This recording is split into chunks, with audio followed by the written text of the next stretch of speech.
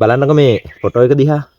මේ ඉන්නේ චීනයේ ගොවි මහතෙක් සහ ඔහුගේ දියණිය. හැබැයි ඔයගොල්ලන්ට පේනවා මේ දෙන්නම ඉන්නවා වලක.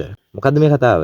මේ ෂැන් ලියෝන් කියන මේ ගොවි මහත්තයාට 2017 වසරේදී දැනගන්න ලැබෙනවා තමන්ගේ මේ දියණිය තැලසීමියා රෝගය නිසා මිය යමින් සිටිනවා කියන එක. ඉතින් ඔහු තමන් සතුව තියෙන සියලුම දේවල් විකුණලා දාලා පවා දුවට ප්‍රතිකාර කරනවා. නමුත් ඔහු පරදිනවා.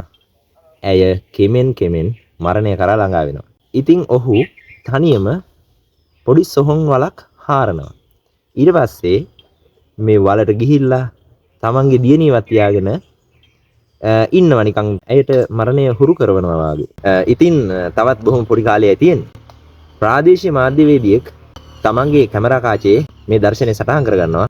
ඔහු ලෝකයේ හමුවේ මේ සිද්ධිය තබනවා. ඉතින් බලන්න කාගේ හිතද උණු වෙන්නේ නැත්තේ මේ ගැන. ඊට පස්සේ ලෝකය මේ තාත්තටත් දුවටත් උදව් කරනවා. ඔවුන් ආධාර කරනවා. මේ අස්සේ තවත් හාස්කමක් සිද්ධ වෙනවා. ඔහුගේ බිරිඳට තවත් දියණියක් ලැබෙනවා.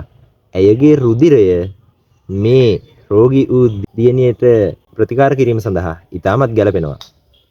ඉතින් මේ තැලසීමියා රෝගයෙන් මිය යමින් හිටපු දියණිය නැවතත් ජීවිතය ලබනවා. මේ ලෝකේ සමහර වෙලාවට හාස්කම් සිද්ධ වෙනවා කියන්නේ ඇත්ත නේද?